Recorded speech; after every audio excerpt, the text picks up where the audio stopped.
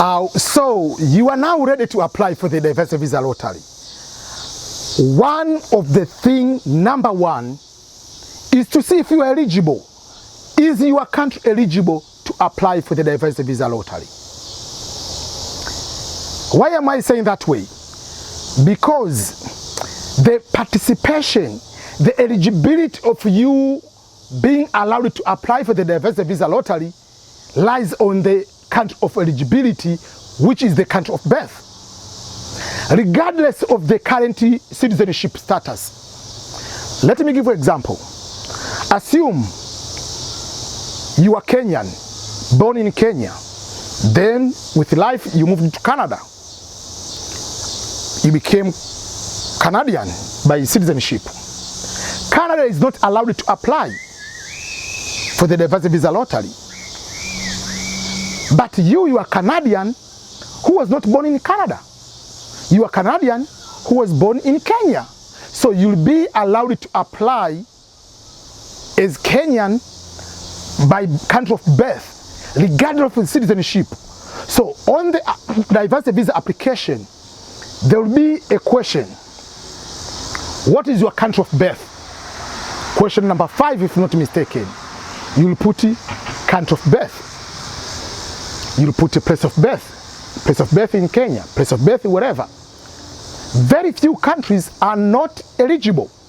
And they have been talking about the reason why those countries are not eligible is because they are considered as high admission countries. That means in the last 5 years, those countries, the citizens of those countries have been given green card through either through family, whether it be marriage, family sponsorship, through parents, through children sponsoring the parents.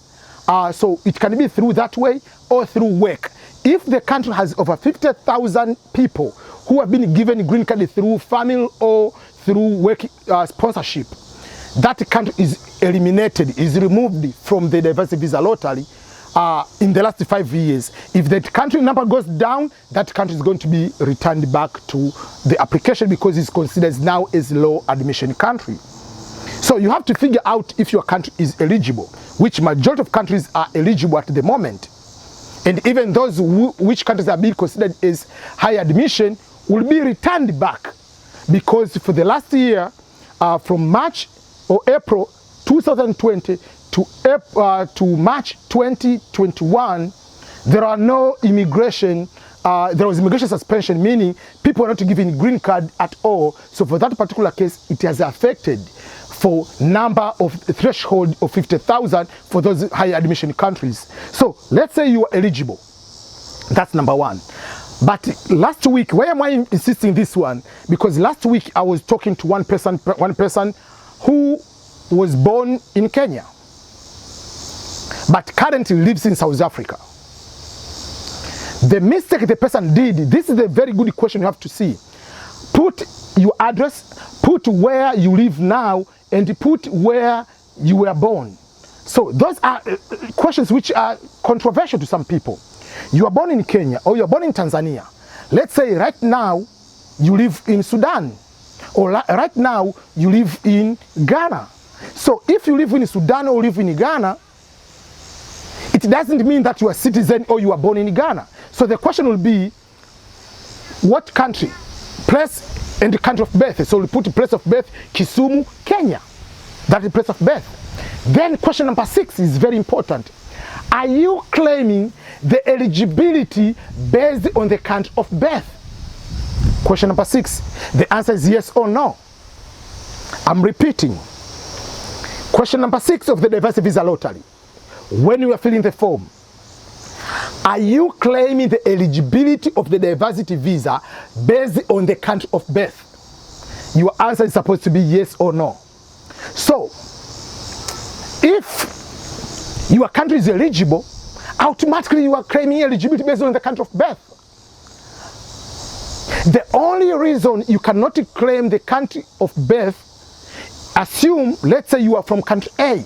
Country A is not eligible, and you are married to a citizen of country B. The citizen of country B you are married to, that person, the country is eligible. So you can claim the eligibility based on the country of birth of your spouse.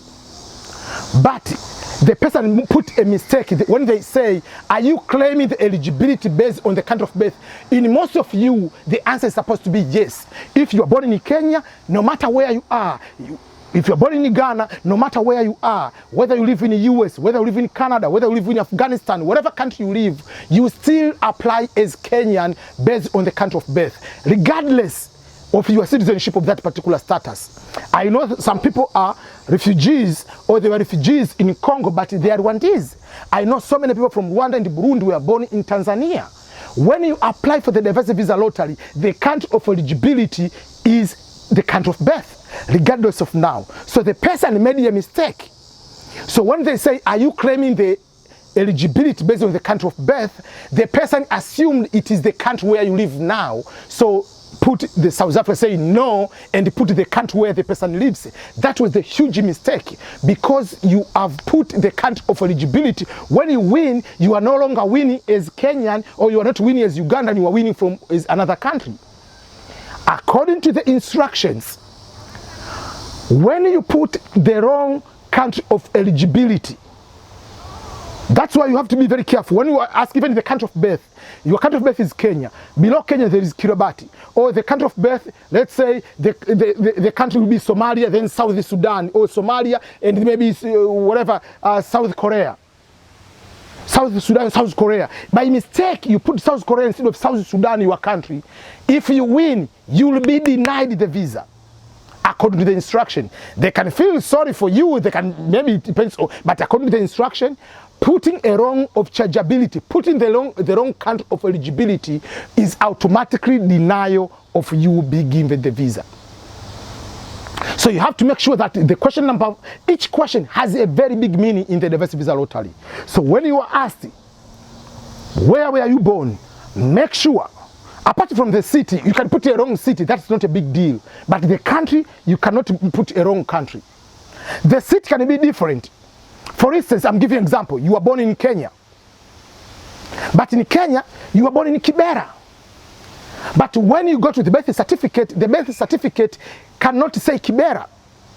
It will say Nairobi. Or the birth certificate can say you were born in Kibera. It's okay.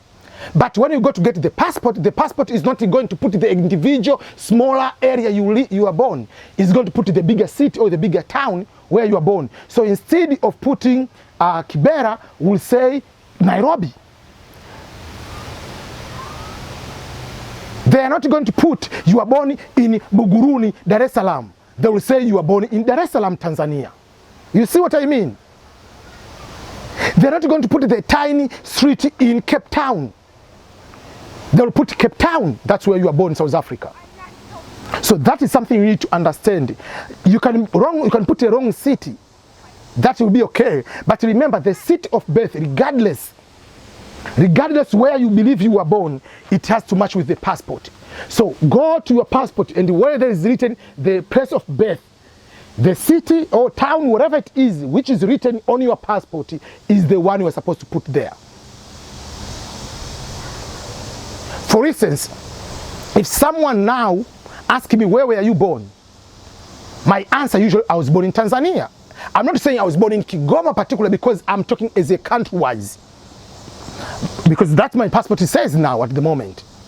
My passport doesn't say, but if you go to the British passport, if you become a British, they will say, your passport will say, I was born in Kigoma. But in America, they put you are born in the country instead of the particular city of where you are born. So that's number one. So make sure you put the correct country, because it's a drop-down menu. Don't rush too quick and you put a wrong country. Putting a wrong country, that means you have to prove you are born in that particular country. And you'll be in so much trouble. You'll be denied, because now the person is working on it. There is a possibility can be given the visa, but by law, by instruction, by the regulation, you are not supposed to be given the green card. And that is the instruction. You have to follow the instruction as they stipulated very clearly. So be careful on selecting the country of birth or place of birth. That is what is going to determine is the number one eligibility for the diversity visa lottery. We are going to talk about education and work experience, but that is one big part, is the part of place of birth.